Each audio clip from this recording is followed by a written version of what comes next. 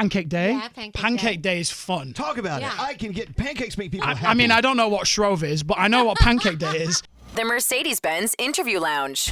You know, it was 9 years ago. Calum Scott first met us in this room to talk about his hit, of course, Dancing on My Own. Yes! Woo! Was it really that long ago? Has it been 9 years? Oh, my God. We'll do the math.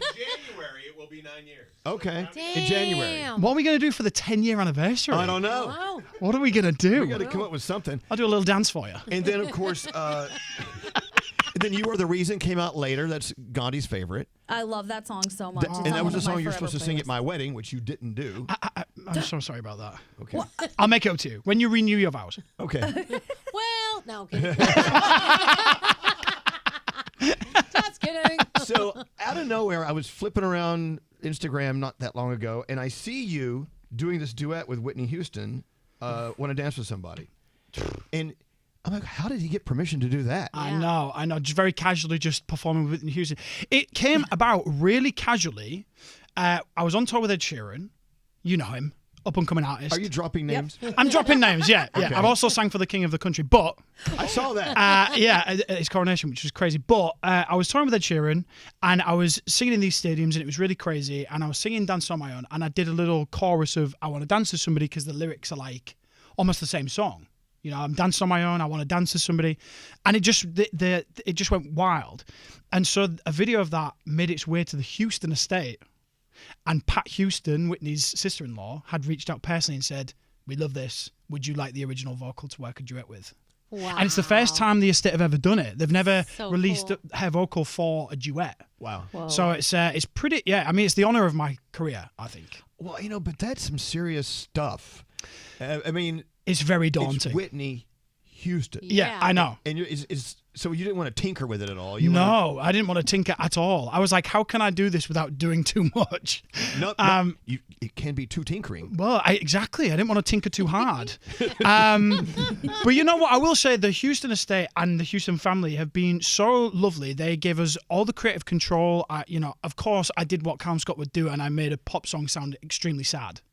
It's what I did with Dance on My Own. It's what I'll continue to do. Yeah. It's kind of my superpower now. You're so sad. Just making it depressing. Depressing. Yeah. But I put a string section around it, and we didn't slow it down. We didn't change her vocal. There's actually some of the things on her vocal, like from when she was in the recording studio recording the actual song, and you can hear the beat from the bleed in her headphones. Oh, that's cool. Wow. That's crazy. So it's like you get those little Easter eggs. Yeah, I guess. So, by the way, this song we're talking about is on your latest album, Avanoir. Avanoir. And so, look at that. Well, speaking of France, I saw you perform in Paris. Remember that we came to that show at the Trocadero or whatever? Yeah. That was a while ago too.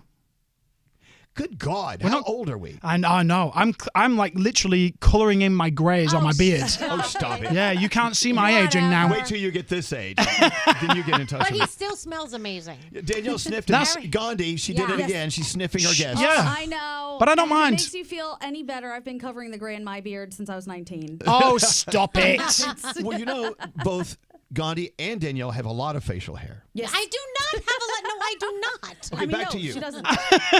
Now, let me tell you something else we should be celebrating. Tomorrow is the Macy's Thanksgiving Day Parade. Yes. And I want to tell you something. You may not know this, but growing up in America, as we did, it's on in every single household in America. Yep. Very rarely would someone forget to turn on NBC and watch this parade. We may not be watching it, but we're cooking, and it's always on in the background. So it's. So it's I'm literally invited to everyone's table. Yeah, basically. but in the background, no one's Yeah. going to watch. That's fine by me. I built a career on that, so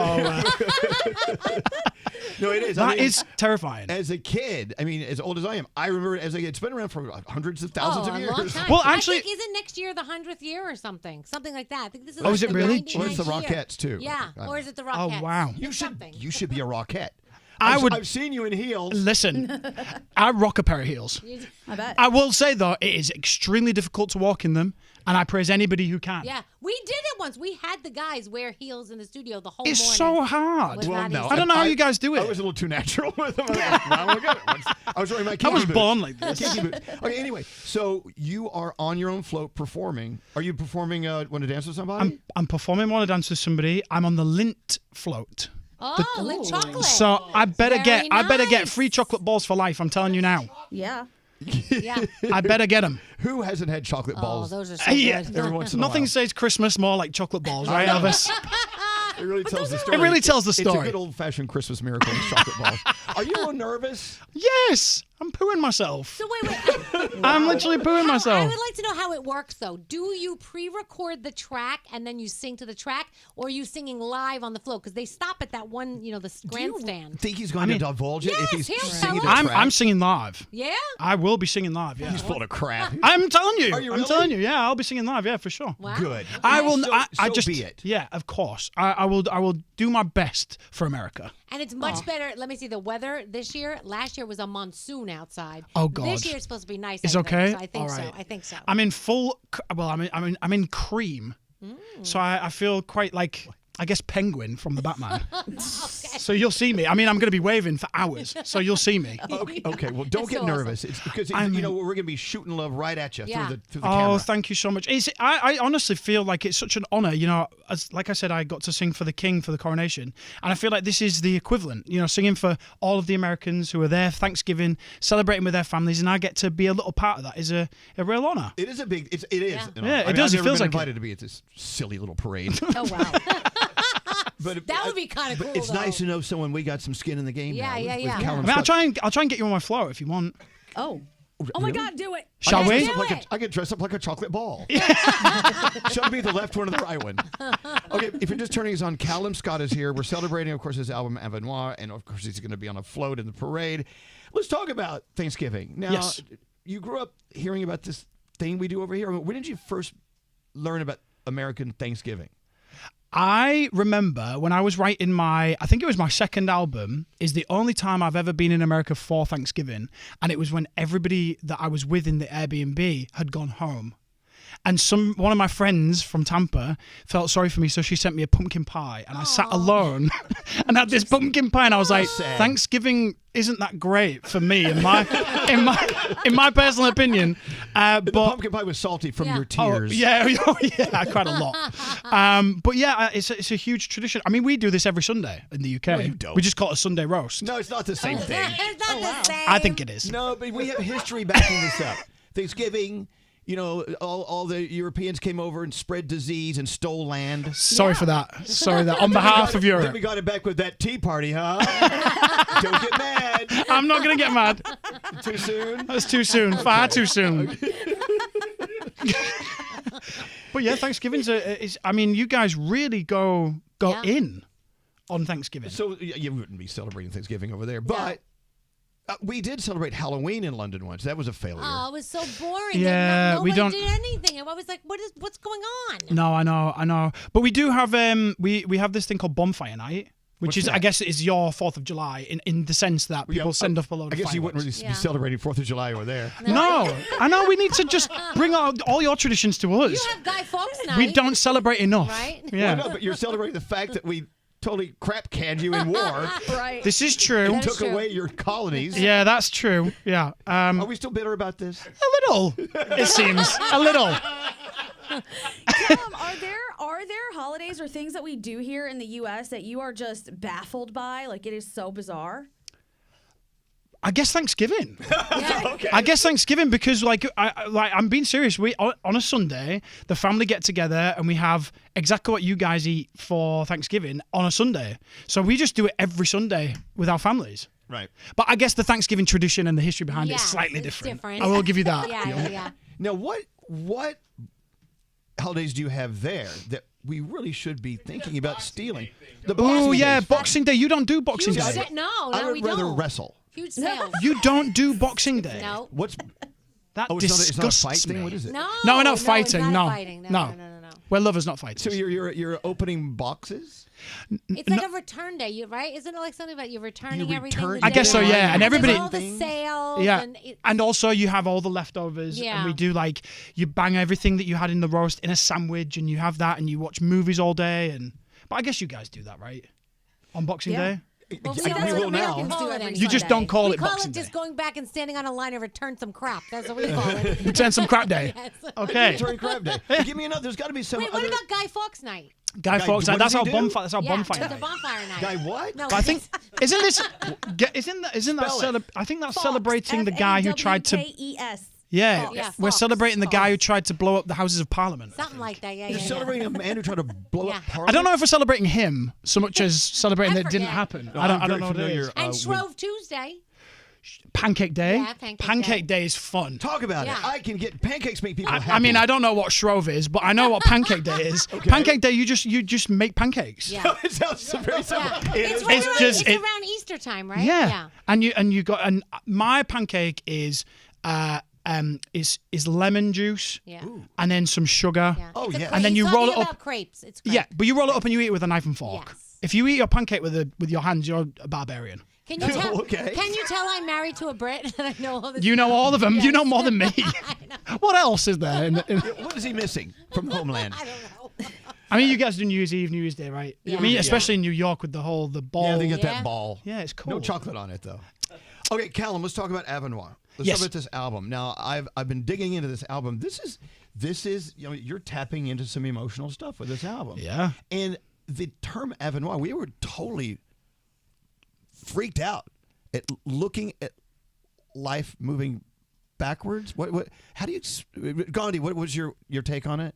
It was pretty much what you just said, looking at memories, but from a different angle. So looking back and thinking about how you're going to appreciate these things, because now you know that they're going to happen, so you can appreciate them more. Is that it? Yeah, so Explain this to me. It I'm basically confused. came from a little bit of a doom scroll. I mean, I guess I was probably sat on the toilet at the time, and I'm just looking through. I'm so sorry, and then it says dump right there. No, so- don't make me push the dump. Don't press the dump button. I'm scrolling through and I see this word Avanoir and it says the desire to see your memories in advance. And I was like, whoa. So I looked into it more and there's this book by a guy called John Koenig and he's creating new terms. And his take on it is we move through life like a rower moves. So we move forward, but we can only see where we've been. Right. We can't see where we're going. And his theory is, wouldn't it be crazy to be able to turn around in your boat and see your memories coming towards you? Like you'd know what your wedding day would look like. You'd know what the day your kids were born. Wow. Would you And it's a want this? really But would well. you want this? You see, so I thought it was really thought provoking. I was like, oh my god, imagine. And then I thought, actually, the 10 years I've had in this business, I never saw any of it coming, and that's what makes it magical for me. So I think the magic of life is not knowing what's around the corner. It makes it makes you ambitious, it makes you dream big, it makes you nervous, and I think it's all the human traits of just us and what we anticipate. So I think for me it was more like it's more of a reminder to live in the present and to take stock of what you have and to be grateful for it and to enjoy it because we can't control the future and we can't control our past. So I think it's a wonderful concept. it's a very thought-provoking one Yeah. for sure. It sounds like an episode of what's that show that we watch all the time? Sesame Black Street. Mirror. Not Sesame Street. It's similar to Black Sesame Street. Mirror. Black J- Mirror. Black Oh Mirror. yeah, Have you yeah, it seen is that? very Black Mirror. Yeah, Really, totally. yeah, it is. But it's pretty cool. I mean, for me as well with Avanoir, it's been the album that I've really wanted to make.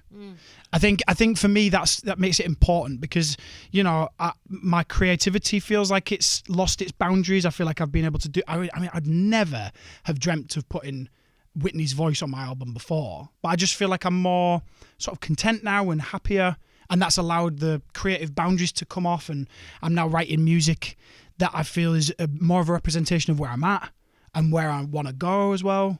So You're I'm being your authentic. my authentic self. I mean, I'm with you. I would never want to know what the future holds because if you can't change it, you would just worry about things all the time. And it's so much better to just enjoy it and embrace it as it comes. That's the best part of life, are all the surprises. I totally agree. I think, it's the twists and turns that make it exciting. I think if you knew what was coming, you wouldn't try hard. I don't think you'd be able to dream big because you'd know exactly what was fated for you, I guess. And I think the excitement is in the ebbs and flows of life, the not knowing, for good and for bad. I mean, you wouldn't want to know when you're Googling the end of a movie. You never want to do that. You just want to watch the movie. for what it right. is. Exactly. I do that. Do you really? What? I'll read the last 10 pages of a book. Oh, I hate that. I- People do that. People read the end of the book first. Why would you do that? To piss you off. But then why bother after that? Let me add another level to it. Okay. Let's say I'm going to go on a date with someone, okay? I would love to move my head forward and look backward to what that date looked like, even though it hasn't happened yet. Can you understand what I'm saying? Can you help create what these great moments in your future life will be by pretending to be ahead of it and looking back and creating what the result will be? No one understands what the hell I'm saying. I think I've gone into psychosis there a little bit. We should eat some really heavy pot gummies and come back. I feel like I have. I've been spiked, guys. Okay, so all in all, this album, I know you have some great ballads on here. Yeah. You're making us sad. I'm making you sad. I'm making you smile. Is there such thing as a happy ballad? You could do that. Yeah, I get. Well, yeah. A touching ballad. Okay, so there is a song on with every album. I try and put like I do put my honesty in there. And on my first album, it was definitely about the struggles I had with my sexual identity and everything. The second album was more about my mental health. And this album, I feel like I have kind of made peace with a lot of things. So when I was making this album, I was like, right, what honesty can I share that's deeper than the rest of the songs? And the only other thing that I want to do that I haven't done is to be a dad. So I wrote a song called Mad, which is my love letter to my future baby. Oh, see what you're doing? So there you go. You're looking back at your baby being born. There you go. Haven't been born yet that you know of. Yeah, I mean, I might have hundreds. No, but I really want to be a dad, and I wrote this little song, and it's a happy ballad. It's a happy ballad. You know, it's interesting because I had a dinner with Calum years ago when we first met, and we talked a lot about your mom. Remember that? Yeah. She's so amazing. She was on tour with me. Yeah. I've just finished my European tour, and she was there as head of wardrobe. She had a job. Did she choose this fabulous sweater you're wearing today? She did. She chose it. Taste. She steamed it. Okay. But yeah, she was incredible, and it was so nice for the boys as well, because as a band, everybody's leaving behind their kids and their parents and their partners. So to have like a mum role on the tour was just really beautiful, and everybody felt really. And she's so fun, and she's always got a drink in her hand. She's great. Just like you. Awesome. Just like me. Just like son. Hey, well, okay, go back to this song, Mad. And thoughts of being a dad one day. Where does Mad come from? Well, so I guess on a deep level, my dad wasn't around so much when I was little. Right. So I kind of, I've grown up with all sorts of, not feeling good enough and all this kind of stuff. I don't want to deep it too much in the morning. But I've had that, and I kind of really want to right that wrong, and I want to be able to have my own baby and show them what it is to be loved and to kind of be the dad that I never had, if that makes sense. Makes total sense. Yeah. I want you to be my daddy. Deal. You're too old for that. You know what? Never too old. Okay, so the album, of course, Avanoir. You've got to pick this up. It has a lot of interesting storylines in this thing. You must be so proud of this. I'm so proud of it. I'm so happy with how the album turned out, because like I said, the songs came easier, and I did worry about that at first. I'm like, good things take time, and good things are usually difficult to come by. But I think it's just because I've entered a stage of my life where I'm like 10 years in now. I never, ever, from when I stood on that stage and auditioned for Britain's Got Talent, never dreamt that 10 years later I'd be 3 albums in, third world tour, having duetted with Whitney Houston, sang for the King, supported Ed Sheeran. Like, all of these things are just so crazy to me. And I think whilst I was writing the album, I kind of finally accepted that I am good enough and that I do deserve to be here. You are, but we've been telling you this all along. I know, but you got to, it doesn't matter. Yeah.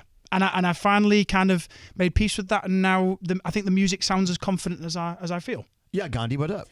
You've done a lot of really cool stuff because you just listed all of it, like bucket list things that you probably didn't even think were on a bucket list. But do you have another thing that you think, if this thing happens, I will feel so good?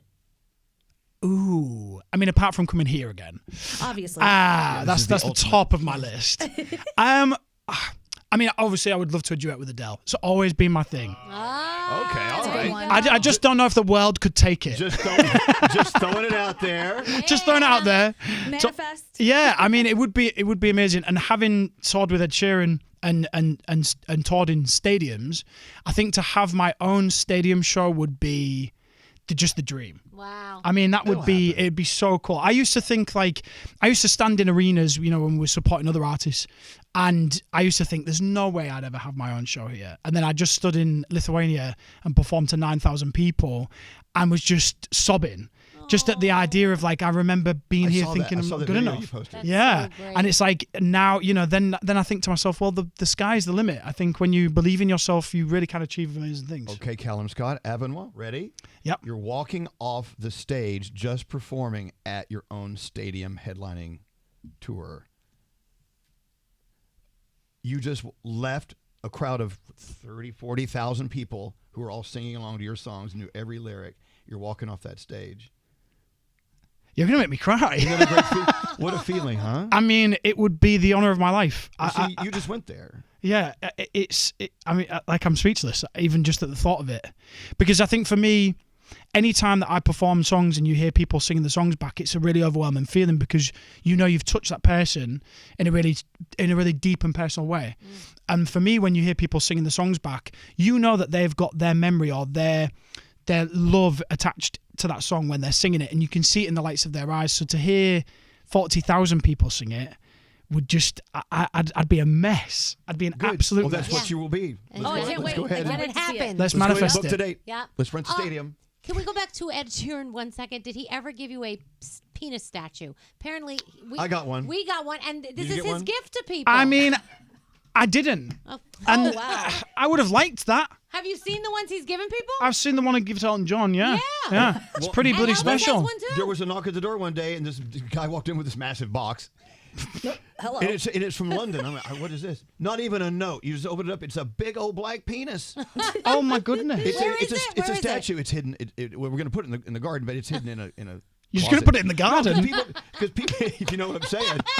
No, people show it to work on the house, and there's a big penis just sitting there. I'm like, we can't just leave that out for the kids. Yeah. Okay, so tomorrow, big day for Calum Scott and all of us. The Macy's Thanksgiving Parade.